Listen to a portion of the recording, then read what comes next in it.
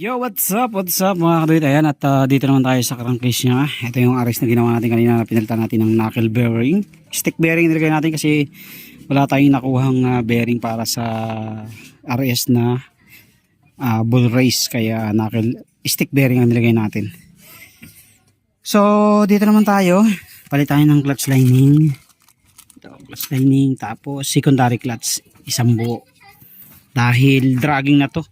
So, ang gagawin ko sana dito, yung katulad ng ginawa ko sa wave ko, kaya lang, ay bumili na siya ng pyesa. Ito na yung binili niya, MRTR na isang set. So, common lang to sa XRM 125, tsaka wave 125. Ayan. Common lang yan, isang design ng makina niyan. So, magkaiba lang sila ng karburador, ng design, ng manifold. Ayan. Okay, so baklasin lang muna natin to, tapos ito. Ayan. Tapos yung kanyang tambutso, baklas din yan. Para mailabas natin ito. Hindi kasi ito mailalabas pagka hindi binaklas ang tambutso. Kaya kailangan baklasin para maliwanag, malinis ang baklas.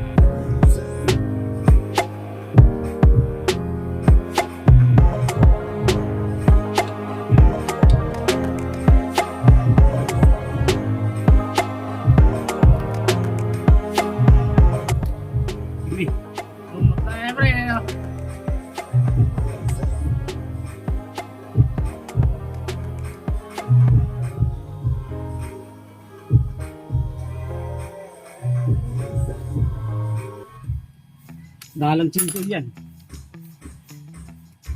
Sunog na sunog lang eh.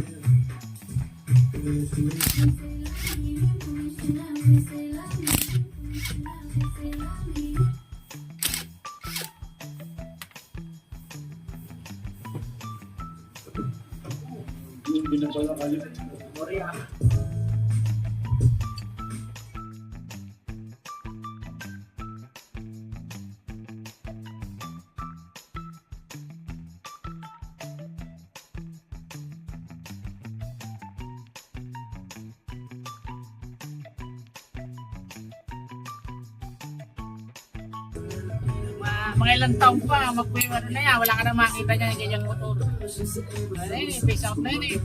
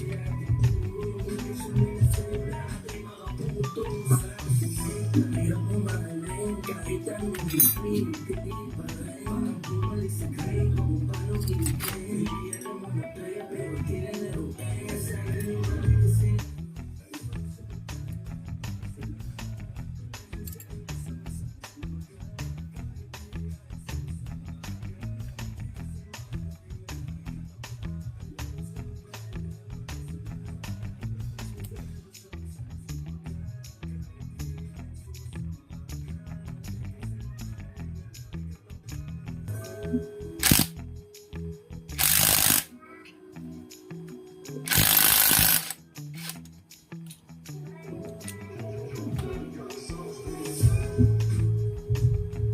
na yan. Oo. Eh, baklasin na yung ano.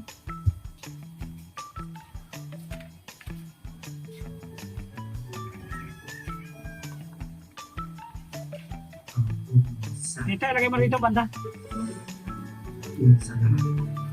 So yan na. Nakaw. Grabe dumi, oh. Di basta, oh.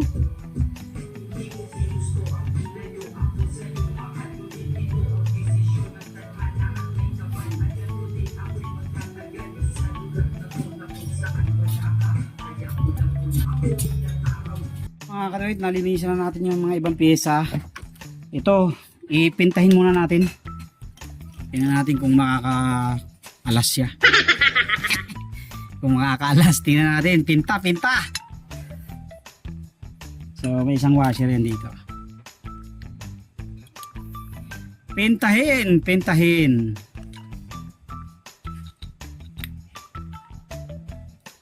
So far, okay pa naman yung clutch housing niya. Ang problema lang talaga yung lining. Lapat na, oh.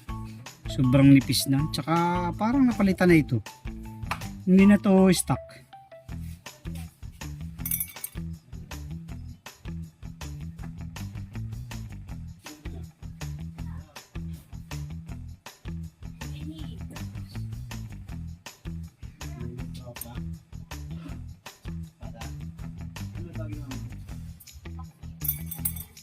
Okay pa naman, maganda pa rin yung mga plate niya. Wala pa rin tama. Ang problema lang sa kanya ay yung clutch. Hindi orig to. Parang napalitan niya ito pa rin. Parang hindi orig eh. Iba yung kulay, oh. Pero sobrang nipis na, oh. So papalitan natin ng bagong clutch lining. Tapos ito ay naging issue. Kaya anong pina-diagnose sa akin to, sabi ko, ano to, clutch shoe at saka yung bell to. So pinaghanap ko siya ng pyesa, kaya lang ang mabili niya ay replacement. So kung sakaling ano, hindi magtagal ng matagal, pwede naman natin kuhanin to. Tapos palitan natin ng bell. Katulad ng ginawa ko sa wave ko dati, tsaka dun sa isang tropa. Ayan, ito itatabi na lang niya ito para kung sakaling kailanganin, pwedeng gamitin doon, palitan. So for the meantime, yun lang muna sasalang nating replacement. So pang ano lang naman ito eh, pang secondary motor mo lang naman, no. Okay, so linis muna ulit.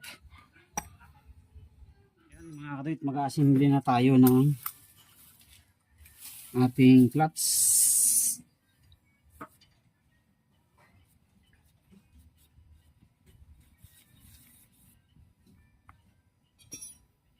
So ito na bilhin niyang clutch ay ano din lang, replacement din lang. Ayan. Pero yung ito talaga yung tinanggal, oh, parang mumurahin lang to, oh. Pansinin niyo. 'Di ba? Yung pagkakaiba niya, oh. Dapat ganito, may ganitong kulay. May parang tingga.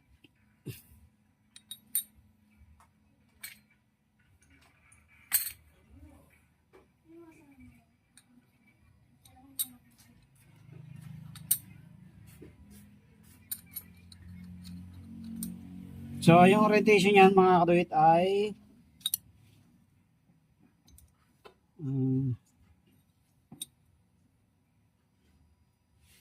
pababa. Yata ang lagay ko. Palabas yung ano niya, yung talas to. So kaya pataob. Pwede rin naman magkabaliktaran basta pare-pareho yung orientation ng talas to. Pwede pa ganoon, basta sabay-sabay na pa ganoon, hindi yung saliwaan. Yun yung pagkakaiba niya. Okay.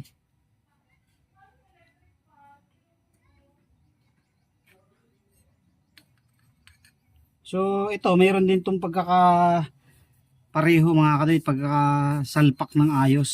So kumbaga may tamang posisyon din. So yung tuldok, ito yun eh. Ito. Dito tatapat nyo din. Yan. Para sumalpak siya. Pag hindi siya salpak, ibig sabihin hindi siya yun doon.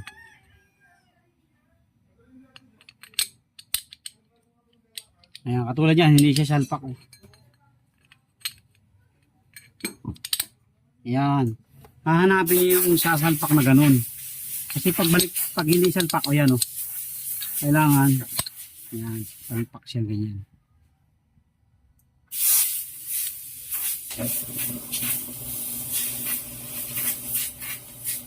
Tapos, pwede nyo na muna isalpak dito. Para tumuwid.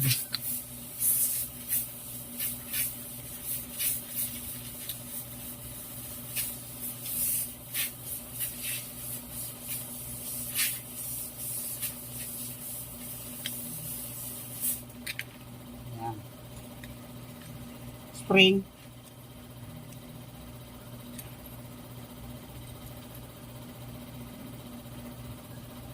Tapos itong ating cover.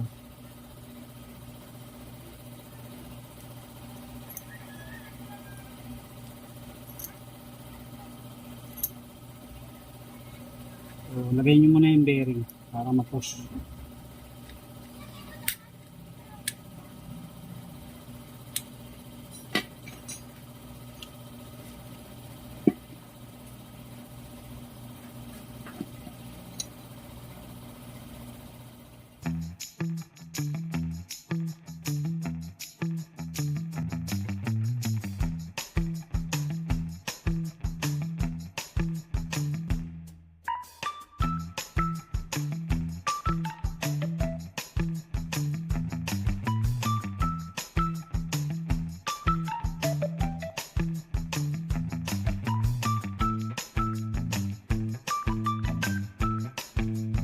Ulit yung ring bago isalpak.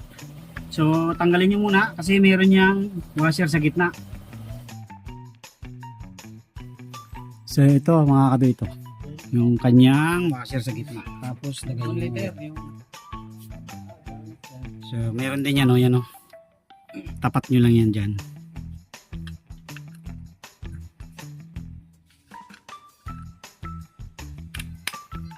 Okay.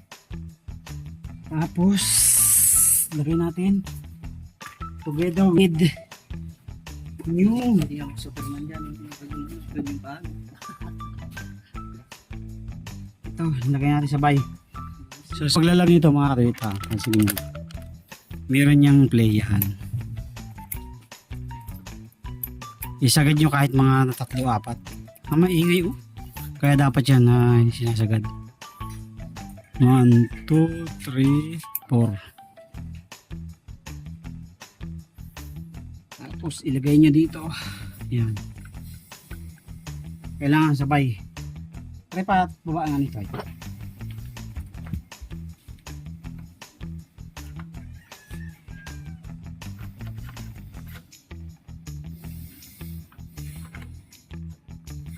Okay. Ayos naman siya mga karet. Smooth na. Ayan o. Hopefully hindi siya maingay kasi pag ganyan medyo may ugong yan. Pagka ganyan hindi kumbaga bago yung isa, luma yung dati. So ito naman yung kanyang lining.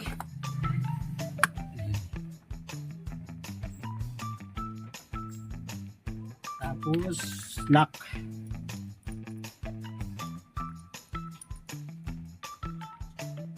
Isang washer.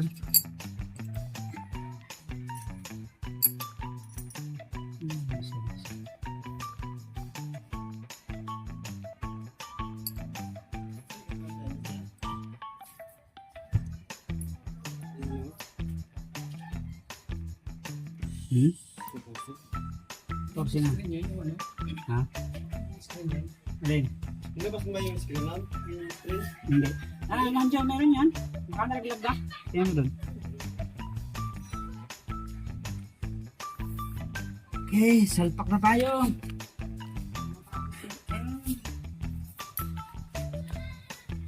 Pinahantok na yung aking customer. Kaya nga eh. Nakakalasing pa naman ang ano.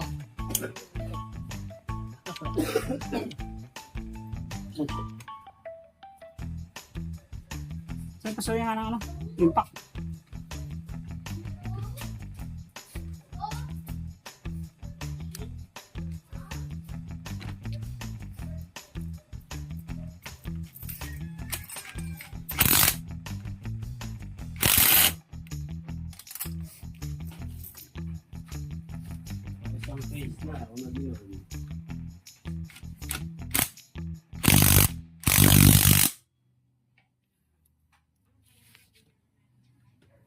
Okay. Kailangan yung ilak to mga kaluwit kasi protection to para hindi bumaba. Kumalas.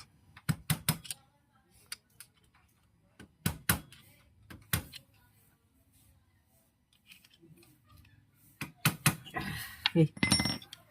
Tapos lagay niyo yung washer dito. Tapos yung isang nut.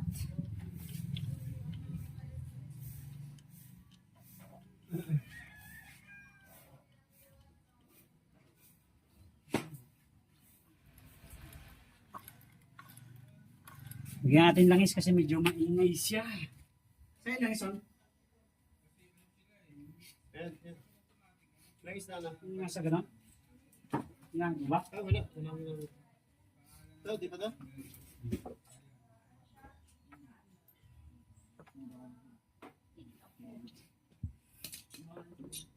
Hindi ko pala nalagyan ng langis yung clutch. Agad. Ganit.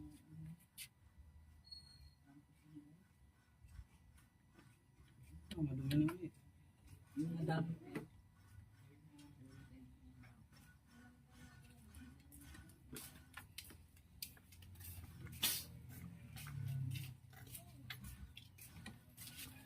Okay, nawala na yung kaguskos kasi bago eh.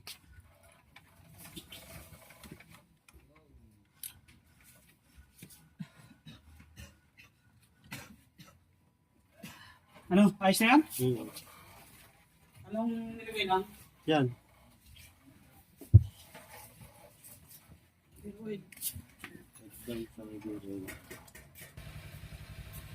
So yan mga karit, salpak na natin yung crankcase niya. Dito pala nalimutan kong lagyan ng langis, kaya lagyan na muna natin dito.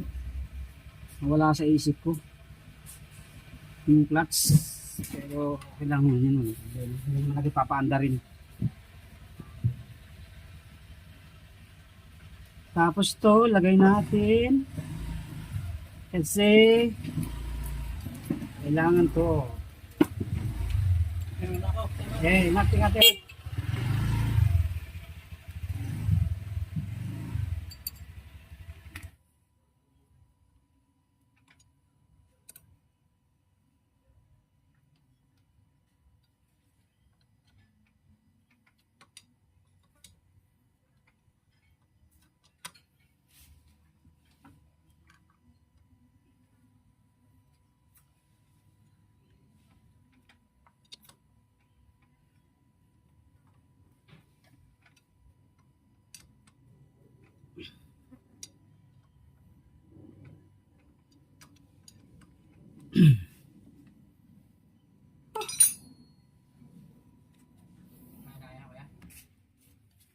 So yan, lagyan natin ng gasket.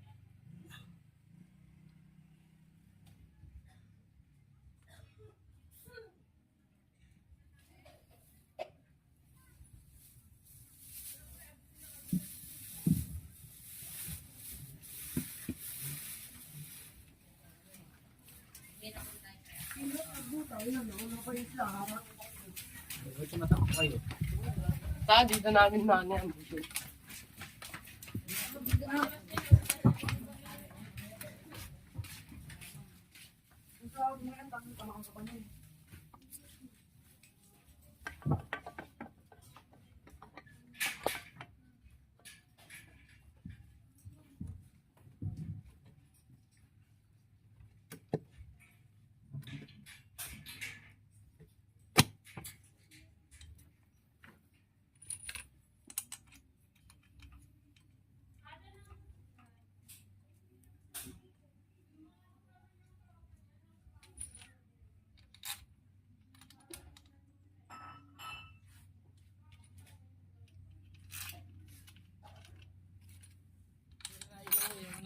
Ha? Yung selector, meron na ilaw kanina. Ayun, meron na. Ibig sabihin na malalaw.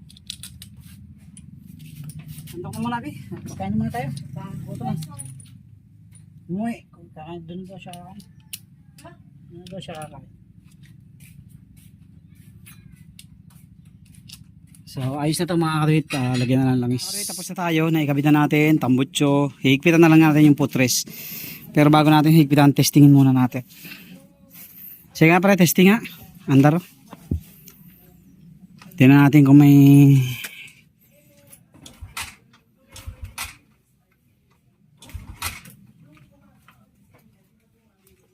Nasablay na susi. So yan mga katuwit, tahimik ko.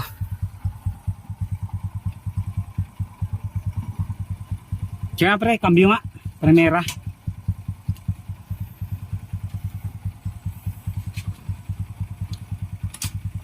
Primera.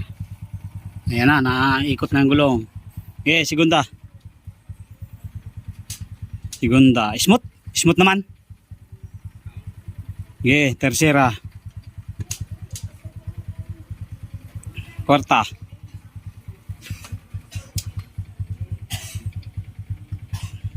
Okay, tercera. Okay. Para malaman natin kung nag-automatic. Ayan, nag-automatic siya mga kado ito. Ayan, nakapreno tayo, hindi namamatay. So, ibig sabihin gumagana yung automatic niya. Okay, ganda. Ayan o. So, pagka ganyan kasi at pinirenomote na matay. Okay, sige. Primera. Neutral. Okay, ano yan? Langis lang yan. Neutral. Ayan na. So, ayan. Alam mo kung ano yung nausok. Langis yan. Okay, so yan na mga katoy, tapos na tayo. Ganun lang. Ang natagalan lang talaga tayo sa paglilinis. So bago na yung clutch lining niya at saka clutch shoe assembly. Ayan. So ang problema niyan kasi dragging. So higpitan muna natin tapos testingin natin yung andar. Ayan lang muna natin ng kaganyan kasi hindi ko nalagyan ng langis kanina yung clutch lining nung bago ikabit. Nawala sa isip ko na. Pero yan naman ay malulubricate din pag lining ganyan. So, pandarin lang muna natin bago natin pa i-cambio. So, eto na mga katoy, tapos na kami. Na-testing niya na rin. Tinakbo na niya ng isang ikot. Sige pre, pasok ka na lang dyan. So, sabi ko wag mo nang biglain kasi kakapalit lang muna ng clutch yan. So, lalapat na yan. And then, next namin project dito, ayun, nagpalit din pala kami ng filter ito. Sinabay na namin para isang ano na lang. So bali ang ginawa natin dyan ngayon, palit knuckle bearing, palit filter at saka clutch shoe assembly at saka clutch lining. So far, yung manabela, umismot na. Pag pre lumuwag ng konti, yung sinasabi sa'yo, luwagan mo lang muna konti dito, tapos sinsilin mo lang. Okay, thank you very much. At sa wakas, okay na ulit yung motor niya. Bumaga, no? Gumanda nung nalagyan ng sticker na bago, no? Okay, so ito na, oh. Ganda ng tunog. Para pating tahimik, no? Wala man lang kalagatok-lagatok. Yung pala pre, oh. Pansin ko, palitan natin ng oil seal sa sunod. O-ring. Yan ang may konting tagas. Oh, ingat, thank you. Naigpitan mo na ilalim? Tambutso? Oh, sige, ingat. Thank you. Ingat. Ganda ng takbo eh. Parang nag-smooth.